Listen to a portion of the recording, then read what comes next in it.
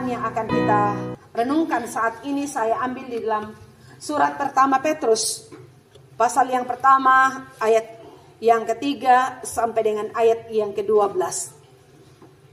Surat pertama Petrus, pasal 1, ayat yang ketiga sampai dengan ayat yang ke-12. Bapak Ibu akan memperhatikannya dan saya akan membacakannya bagi kita bersama-sama.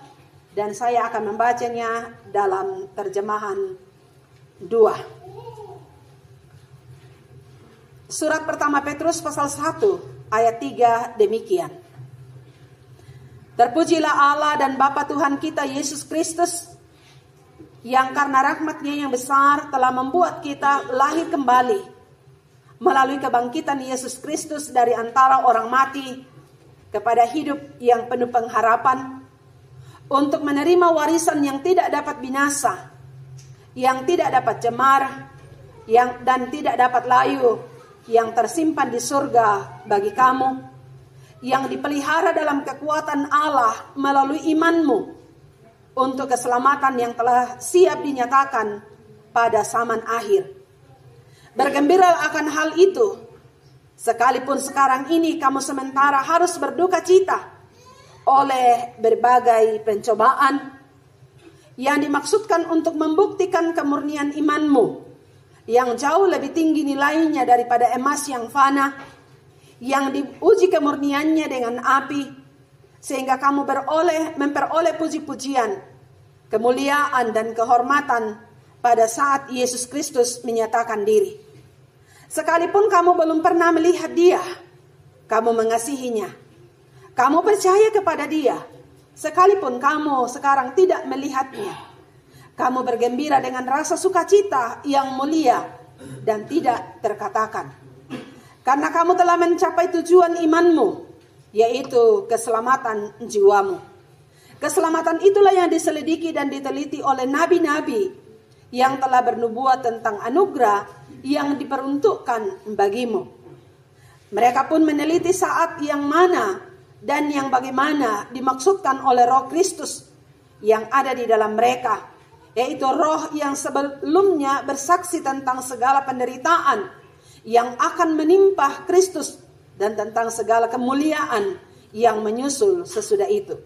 Kepada mereka telah dinyatakan bahwa mereka bukan melayani diri mereka sendiri, tetapi melayani kamu dengan segala sesuatu yang telah diberikan sekarang kepada kamu dengan perantaraan orang-orang yang oleh Roh Kudus yang diutus dari surga menyampaikan Injil kepada kamu, yaitu hal-hal yang ingin diketahui oleh malaikat-malaikat.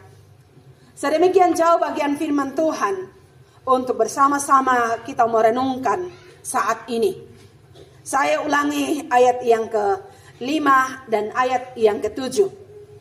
Yang dipelihara dalam kekuatan Allah melalui imanmu, untuk keselamatan yang telah siap dinyatakan pada zaman akhir, yang dimaksudkan untuk membuktikan kemurnian imanmu, yang jauh lebih tinggi nilainya daripada emas yang fana, yang diuji kemurniannya dengan api, sehingga kamu memperoleh pujian, kemuliaan dan kehormatan pada saat Yesus Kristus menyatakan diri. Dari bagian firman Tuhan yang telah saya bacakan dan Bapak Ibu telah memperhatikannya, kita akan merenungkan firman Tuhan ini dalam satu topik perenungan, yaitu pemurnian iman. Pemurnian iman. Bapak Ibu jemaat yang dikasihi oleh Tuhan, satu hal yang kita inginkan dalam kehidupan kita adalah memiliki kehidupan yang ideal.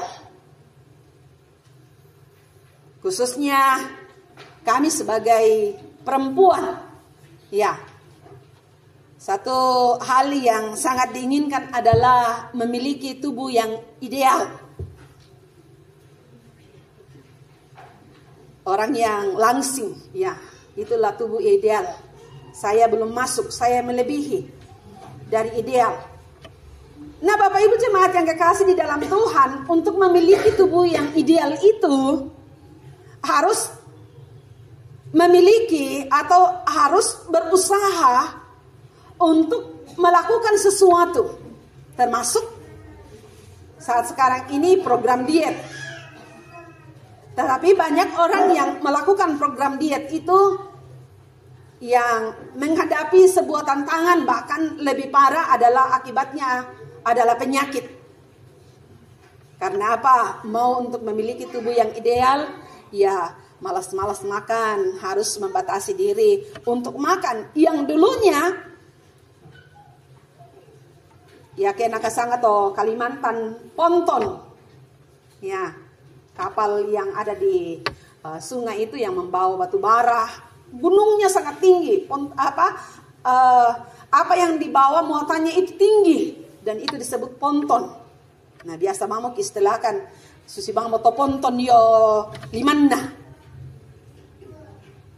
Setelah kita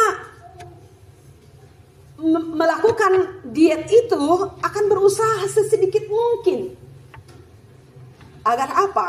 Supaya tubuh kita ideal, memiliki tubuh yang ramping dan lain-lain sebagainya. Bapak Ibu jemaat yang dikasihi oleh Tuhan, dari kebenaran ini yang telah kita lihat bersama-sama, Rasul Petrus memperlihatkan ada sebuah kehidupan, dan saya mau katakan kepada kita semua bahwa perjalanan kehidupan kita sebagai orang yang percaya kepada Tuhan, yang boleh saya katakan tahun 2025 ini, di saat kita melangkahkan kaki masuk di dalam tahun 2025, kita akan menjalani kehidupan sepanjang tahun itu. Dan di tahun itu kita akan berhadapan dengan permurnian iman kita. Dan itulah yang disampaikan oleh Rasul Petrus dan juga Rasul Yakobus, bahwa dalam perjalanan kehidupan kita akan menghadapi banyak cobaan, banyak tantangan di dalam hidup ini. Dalam kita menghadapi tantangan cobaan itu, disitulah akan membuktikan bagaimana murninya iman kita. Bagaimana iman kita nyata, bahwa benar-benar iman yang kita miliki itu adalah iman yang murni. Kalau kita melihat dari arti kata pemurnian, itu berasal dari kata murni. Artinya tidak bercampur dengan unsur yang lain. Tulen, belum mendapat pengaruh dari luar. Itu dalam arti dalam kamus bahasa Indonesia. Biasa juga orang katakan polos, lugu. Anak itu polos sekali. Tidak dipengaruhi dengan keadaan, tidak dipengaruhi dengan situasi, tidak dipengaruhi dengan orang tuanya. Kalau kita bertanya kepada mereka, mereka akan lugu menyampaikan, polos menyampaikan apa yang dilihat dengan mata kepala. Itu sebabnya Bapak Ibu jemaat yang kekasih, dan mudah-mudahan tidak ada di antara kita. Kalau kita mau main-main api, ya biasa sekarang orang katakan STT. Tahu STT? Bukan STT Kibait, STT Sekolah Tinggi Teologi ya. Selingkuh tipis-tipis. Walaupun anak-anak kita itu masih kecil ya, jangan coba-coba memperlihatkan siapa na tendetin dia, apa ren tendetin dia. Saat anak itu ditanya, dia akan menyampaikan, dia akan mengatakan apa yang dia lihat. Karena apa? Dia lugu, dia polos.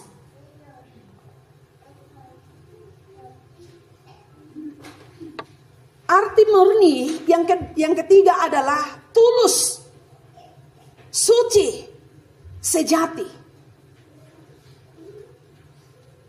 Itu berbicara tentang cinta. Seseorang yang memang mencintai seseorang, dia melakukannya dengan sejati, tidak akan dipengaruhi dengan keadaan. Ya, itu sebabnya seringkali kalau kami mengadakan bimbingan pranikah, dan bahkan di dalam khotbah pemberkatan nikah, seringkali kami menyampaikan, kalau baru ketemu, why I love you bertubi-tubi. Ada satu video yang di situ disampaikan kalau baru kenalan luar biasa dia tuntun dengan baik. Dia pegang baik-baik, jangan sampai dia jatuh. Setelah dia masuk pernikahan di tahap awal dia luar biasa mengasihi. Tapi setelah 1-2 tahun mulailah berubah cintanya, tidak murni lagi. Apalagi ke susi kami, susi mudarong, bakar opok. Nah, sudah berubah cintanya itu sudah mulai main serong-serong. Sekali lagi, itu tidak murni lagi, tidak tulus, tidak suci, tidak sejati. Yang kedua adalah memurnikan, artinya menjadikan murni, membersihkan, meluruskan, dan menjernihkan. Ini adalah sebuah proses. Itu sebabnya ada kata pemurnian. Proses atau tindakan untuk memurnikan sesuatu dari hal-hal yang mempengaruhi sehingga akan memperlihatkan sesuatu yang asli.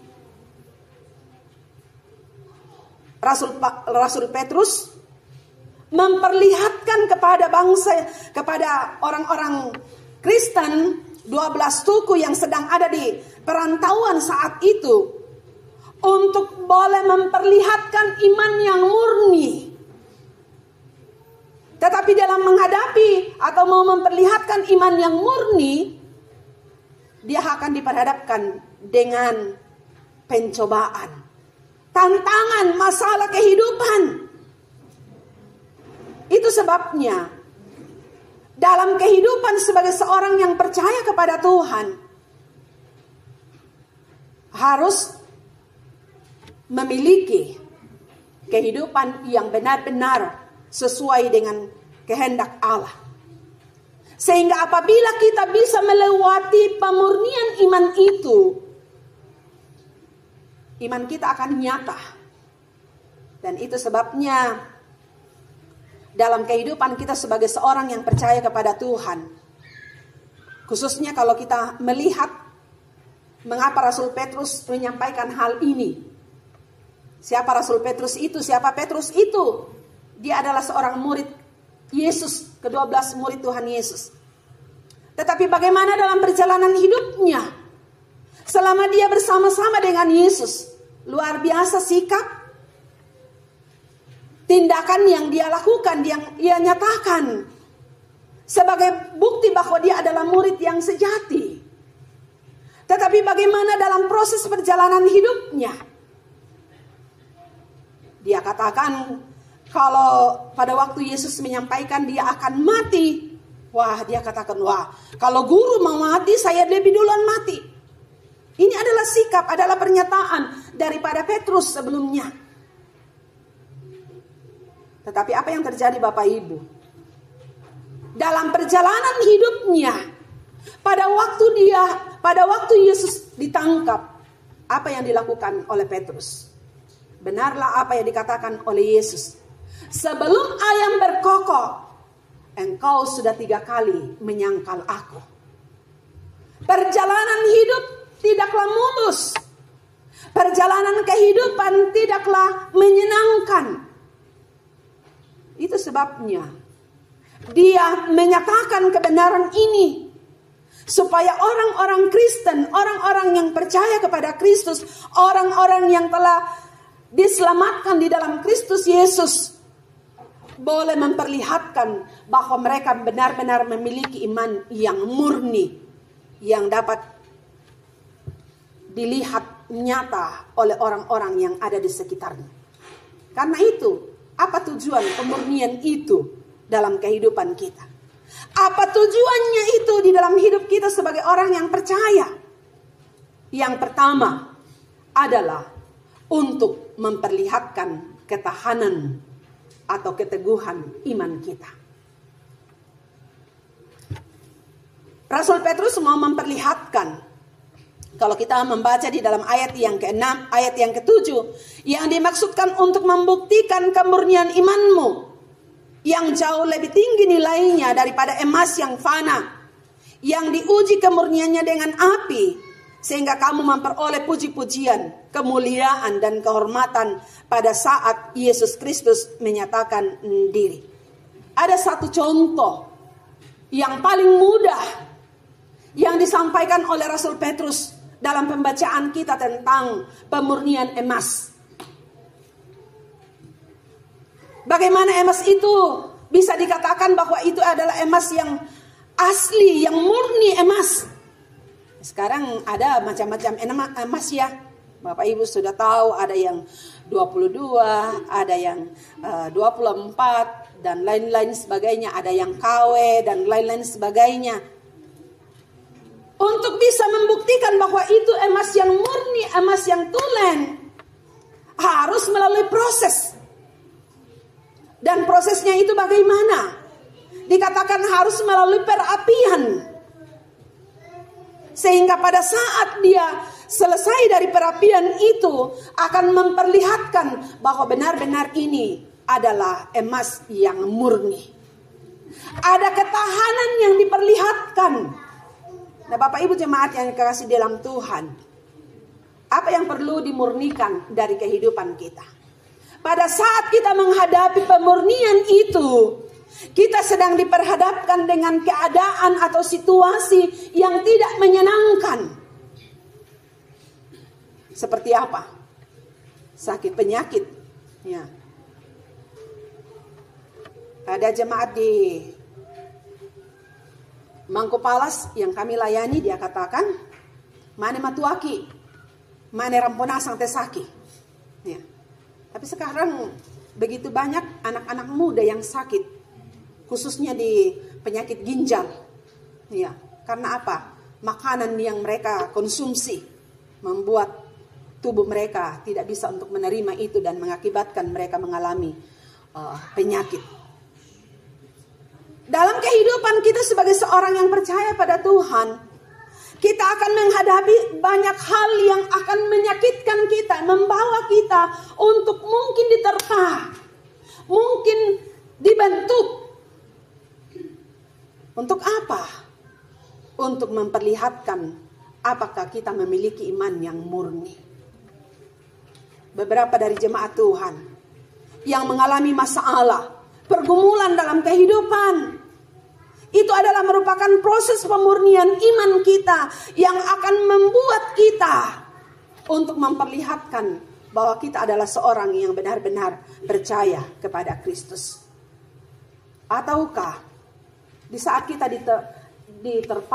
ditempa, kita sedang diproses, kita akan berlalu dengan tempaan itu dan kita akan keluar. Banyak orang akan seperti itu. Banyak orang akan mengalami hal seperti itu, tidak akan mampu menghadapi proses itu di dalam hidupnya. Sehingga dia katakan, lebih baik saya mundur. Lebih baik saya tinggalkan itu. Tetapi apa yang Tuhan Yesus katakan di dalam Injil Matius pasal 24. Orang yang bertahan sampai akhir, kepada merekalah akan dikaruniakan mahkota kehidupan. Orang yang bertahan sampai akhir, kepada dialah akan diberikan mahkota kehidupan. Kita mau untuk menerima mahkota itu. Bertahanlah menghadapi tempaan di dalam kehidupan kita. Bertahanlah menghadapi proses itu. Karena akan ada waktunya, akan muncul, memperlihatkan bahwa kita memiliki iman yang benar-benar murni. Yang kedua, apa tujuan daripada pemurnian iman itu? Akan menghasilkan nilai atau harga yang tinggi. Jelas dalam pembacaan kita ayat yang ke-7. Yang dimaksudkan untuk membuktikan kemurnian imanmu jauh lebih tinggi nilainya dari emas yang fana. Bapak Ibu jemaat yang kekasih di dalam Tuhan, saya sudah katakan, kalau untuk sekarang kita punya emas, nilainya berapa sekarang? Ya, 1 gram saya tidak tahu, tapi luar biasa. Itu sebabnya ya Miriam katakan 1 juta. Luar biasa. Kalau kita punya 3, 4, 5, 1 sampai 10. Berarti kita punya 10 juta. Ya. Yang kita pakai anting-anting mungkin sampai 10. Atau kalung dan lain-lain sebagainya. Luar biasa nilainya. Dan akan kita pelihara. Kalau kita punya iman yang murni, berarti kita berharga di mata Tuhan. Bapak Ibu Saudara-saudara yang dikasihi oleh Tuhan. Itu sebabnya di dalam Ibrani pasal 11 ayat yang ke-6. Saya bacakan ayat firman Tuhan itu. Ibrani 11 ayat yang ke-6. Di situ dikatakan, namun tanpa iman tidak mungkin orang berkenan kepada Allah. Sebab siapa yang datang kepada Allah, ia harus percaya bahwa Allah ada. Dan bahwa Allah memberi upah kepada orang yang sungguh-sungguh mencari Dia. Kalau dalam terjemahan yang pertama dikatakan tanpa iman tidak mungkin orang bisa berkenan kepada Allah. Nilai akan membawa kita untuk hidup di dalam ketaatan kepada Allah. Yang akan membuat kita berkenan kepada Tuhan dalam menjalani kehidupan ini. Nah, karena itu Bapak Ibu jemaat yang dikasihi oleh Tuhan, ada 2 hal yang diperlihatkan dari sisi iman ini. Yang pertama adalah bagaimana kita percaya kepada Allah. Sekali lagi, ada 2 sisi yang diperlihatkan dari iman yang kita miliki. Yang pertama adalah percaya kepada Allah. Kita adalah orang yang percaya kepada Allah. Yang kedua adalah kita ada dipercaya oleh Allah. Kita percaya kepada Allah dan Allah percaya kepada kita. Orang yang percaya kepada Allah akan memiliki hati yang bersih dan yang benar. Orang yang dipercaya oleh Tuhan akan memiliki hati yang bersih dan benar.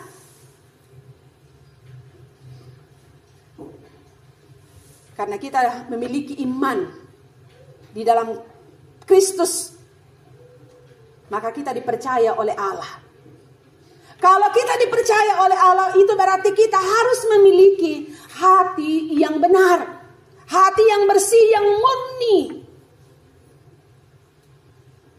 Tadi pagi dalam ibadah sekolah minggu, saya menyampaikan bacaan firman Tuhan di dalam kitab Mazmur nomor 24 ayat 4 dan ayat yang ke-5. Siapa yang dikenan oleh Tuhan? Saya bacakan ayat firman Tuhan itu supaya jelas bagi kita. Mazmur nomor 24. Sebagai bacaan kami anak-anak sekolah minggu. Mazmur 24 ayat 4 dan ayat yang ke-5. Orang yang bersih tangannya dan murni hatinya, yang tidak menyerahkan dirinya kepada yang semu dan yang tidak bersumpah palsu, dialah yang akan menerima berkat dari Tuhan dan keadilan dari Allah penyelamatnya. Luar biasa Bapak Ibu jemaat yang kekasih di dalam Tuhan. Di saat kita hidup di dalam iman kepada Tuhan, percaya kepada Tuhan, dan kita dipercaya oleh Allah, kita harus memiliki hati yang murni, hati yang bersih, sehingga kita boleh berkenan kepada Tuhan. Kita boleh layak di hadapan Tuhan. Dan orang yang seperti itu akan menerima berkat dan mendapatkan keadilan dari Allah. Saya katakan kepada anak-anak sekolah minggu tadi pagi, dalam kehidupan di dunia saat sekarang ini, begitu banyak orang mendambakan keadilan. Begitu banyak orang mau supaya adil, keadilan itu nyata. Tapi bagaimana dalam hubungan kita dengan Tuhan? Tuhan akan menyatakan keadilan itu di dalam diri kita. Kita mau untuk diberkati, kita harus hidup benar di hadapan Tuhan. Memiliki iman yang murni di dalam kehidupan ini. Dan dinyatakan di dalam tindakan kita sebagai orang-orang yang percaya kepada Tuhan. Dalam Ibrani pasal 10 ayat yang ke-38. Saya bacakan bagian firman Tuhan itu. Ibrani pasal yang ke-10 ayat yang ke-38. Namun orangku yang benar akan hidup oleh iman. Dan apabila ia mengundurkan diri, aku tidak berkenan kepadanya. Orangku yang benar akan hidup oleh iman.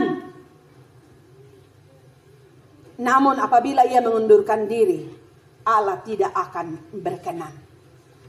Karena itu Bapak Ibu jemaat yang dikasihi oleh Tuhan, dalam kehidupan kita menghadapi pemurnian iman dalam perjalanan hidup kita, milikilah kehidupan yang benar di hadapan Tuhan. Dengan memiliki kehidupan yang benar di hadapan Tuhan, maka kita akan memiliki nilai yang melebihi emas yang kita miliki. Kita berharga di hadapan Tuhan. Kita dikenan oleh Allah di dalam kehidupan kita.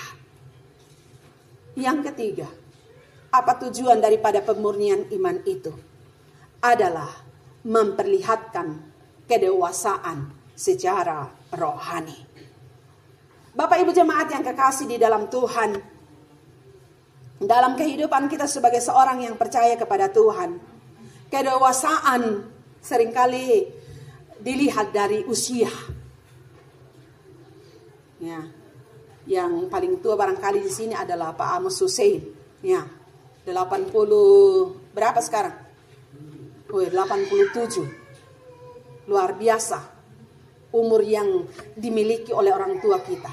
Tapi minta maaf, kalau kita mau melihat dari kehidupan iman kita sejak kita percaya kepada Tuhan, bagaimana kita menghadapi setiap keadaan yang ada.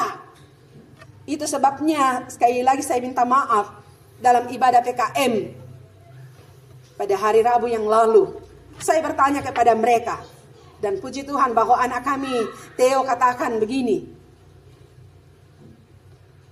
Dalam usia 17 tahun yang akan diperlihatkan adalah kedewasaan. Kedewasaan bukan dilihat dari umur, tapi kedewasaan yang akan dilihat dari tindakan. Bisa berpikir matang, berpikir dewasa. Itu sebabnya Rasul Paulus katakan bisa membedakan mana yang baik dan yang mana yang jahat, mana yang buruk. Sehingga yang akan diperlihatkan bahwa di saat kita memiliki iman, karena kita sudah dimurnikan memiliki iman yang murni, maka tidak akan dipengaruhi dengan keadaan, situasi yang ada. Yang anak muda sekarang katakan moodnya. Kalau moodnya baik, ya baik juga imannya. Kalau moodnya tidak baik juga imannya. Itu berarti bahwa dia belum dewasa secara rohani. Baik atau tidak baik waktunya harus memperlihatkan iman yang murni. Itu adalah tanda seorang yang dewasa. Tapi yang salah sidik, sengke, salah sidik, pecu, salah sidik apa? Ya, macam-macam. Berarti kita belum dewasa. Dan itulah yang Rasul Paulus katakan bahwa kita sedang diperhadapkan dengan pemurnian untuk membuktikan kedewasaan di dalam kehidupan kita. Karena itu Bapak Ibu jemaat yang kekasih di dalam Tuhan, setelah kita melewati pemurnian itu, akan ada puji-pujian, akan ada kemuliaan, kehormatan. Dan itulah yang disampaikan oleh Tuhan Yesus dalam perumpamaan tentang talenta. Ya, perumpamaan tentang talenta. Ada yang dikasih 5, ada yang dikasih 2, ada yang dikasih 1. Apa yang mereka lakukan? Yang dapat 5 dan yang dapat 2 itu luar biasa pujian yang diberikan. Hai hambaku yang setia, hai hambaku yang baik, engkau layak untuk menerima ini. masuklah dalam kebahagiaan Tuhanmu. Itu adalah hamba yang setia. Mendapatkan pujian, mendapatkan penghormatan dari Tuhan. Tapi hamba yang jahat, yang nang natiro mo oteku mampu na bempa, la abisan buni, la abisan kuanna. Setelah itu dia mempertanggungjawabkannya di hadapan Tuhan. Apa yang didapat? Bukan pujian, bukan kehormatan, tapi kutukan diberikan. Lemparkan dia ke dalam api.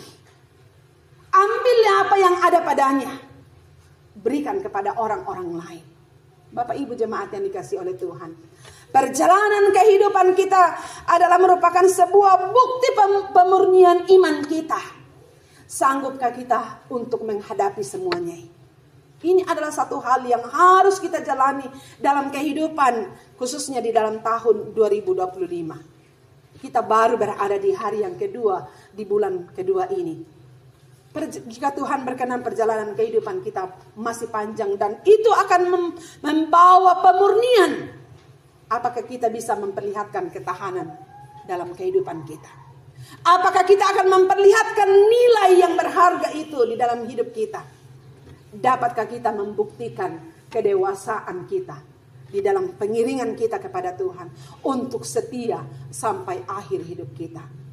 Begitu banyak hal yang akan diperhadapkan bagi kita. Karena itu, jalani kehidupan pemurnian iman ini. Sehingga pada saatnya nanti, Kristus akan memberikan pujian. Kristus akan menyatakan kemuliaan kepada kita. Dengan memberikan kehidupan di dalam surga. Memberikan kehormatan bagi kita. Masuk di dalam kemuliaannya. Dan itu adalah harapan kita. Itu adalah tujuan kita. Mengiring Tuhan. Menyembah Tuhan. Dan melayani Tuhan. Kiranya lewat kebenaran firman Tuhan. Akan membawa kita. Untuk melewati pemurnian iman. Sampai akhir hidup kita. Kita akan setia kepada Tuhan. Amin.